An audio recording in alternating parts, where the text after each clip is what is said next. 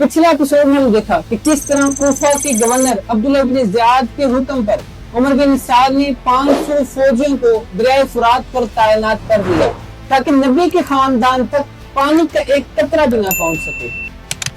7 मुहर्रम की शाम जब दरिया फुरात पर दुश्मन का पहरा लगा तो खैमा अहले बैत में प्यास की शिद्दत का एक खौफनाक सफर शुरू हुआ जिसने सहरात की तपती रेत को भी रुला दिया।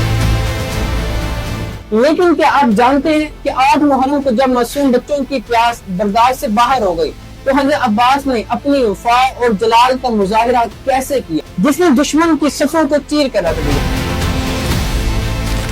आज हम बात करेंगे 7 मुहर्रम की बंदी से लेकर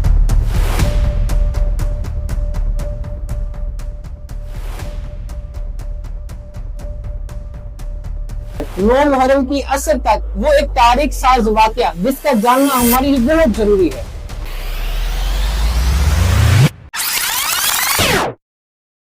सात मुहर्रम की रात को खैमों में जो पानी बचा था वो भी खत्म हो गया। तो फिर 8 मुहर्रम की सुबह जब सहरात की तपती हुई रेत अहले बैत के खैमों से गुजरती तो मासूम बच्चों की हालत खुश्क होने लगती। प्यास की शिद्दत इस कदर बढ़ गई कि अहले बैत के खैमों से मासूम बच्चों का बिलखना शुरू हो गया। जब हज़रत इमाम हुसैन ने बच्चों को प्यास से निढाल होते हुए देखा तो फिर हज़रत इमाम हुसैन ने अपने भाई हज़रत अब्बास को बुलाया और उन्हें हुक्म दिया कि 30 सवार और 20 पैदल साथियों के साथ खाली मशकीज़ें लेकर दरिया फुरात की तरफ बढ़े। हज़रत अब्बास जब अपने इस छोटे से काफिले के साथ दरिया फुरात पर पहुंचे तो फुरात पर पहरा देने वाले दुश्मन के कमांडर उमर बिन हज्जाज ने ललकारा। उसने कहा कि तुम कौन हो और तुम यहाँ क्यों आए? काफिले में शामिल एक अजीम साथी नफी बिन जलाल और जमाली आगे बढ़े और उन्होंने फरमाया, हम नबी के खानदान के लिए पानी लेने आए हैं जिसे तुमने जुल्म से बंद किया। तो दुश्मन ने कहा कि तुम पानी पी सकते हो लेकिन हुसैन के लिए एक कतरा भी नहीं मिलेगा। हज़रत नफी बिन जलाल ने फरमाया, खुदा की कसम जब तक नबी के खानदान और मासूम बच्चे प्यासे हैं तब तक हम पानी को अपने हलक से नहीं गुजारेंगे। और फिर हज़रत अब्बास ने अपनी तलवार खींची और दुश्मन के 500 फौजियों की सफों पर ऐसा अचानक और जोरदार हमला किया कि जिससे दुश्मन की सफों में खौफ फैल गया।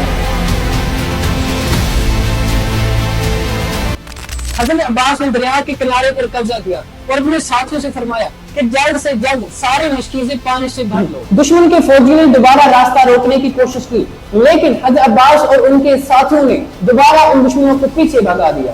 ये पानी का पहला मार्का हक था जहां हज़रत अब्बास ने दुश्मन के पहरे को तोड़कर वफा की एक अजीम तरीन दास्तान लिखी।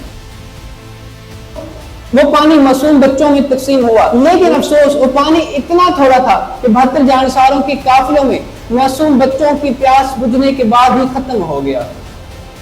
इस तरह 8 मुहर्रम की शाम ढल गई और 9 मुहर्रम का आगाज एक नई दास्तान से होने वाला था।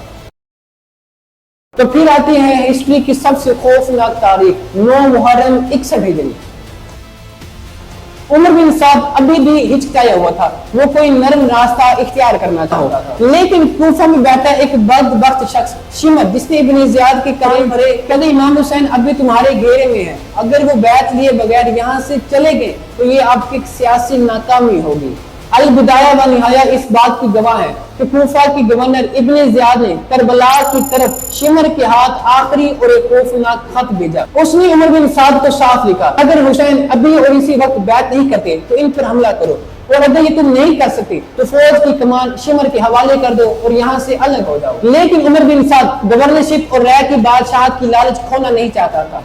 उसने 9 मुहर्रम की असर के वक्त अपनी पूरी फौज को कैंप पर हमला करने का हुक्म दिया। घोड़ों की टांपों से जमीन कांपने लगी और दुश्मन का लश्कर हज़रत इमाम हुसैन के खानदान की तरफ बढ़। हज़रत इमाम हुसैन अपने खेमे से बाहर बैठे थे तो हज़रत इमाम हुसैन ने अब्बास को भेजकर पूछा कि दुश्मन की इस हलचल की वजह। जब मालूम हुआ कि दुश्मन हमला करने पर तुला है तो आपने हज़रत अब्बास से कहा कि उनसे कहो कि हमें आज की एक रात की मोहलत दे दे ताकि हम अपने रब की इबादत करें और उनसे इस्तिग़फ़ार करें, क्योंकि मेरा रब जानता है कि मुझे उसकी नमाज और उसकी जिक्र से कितनी मोहब्बत है।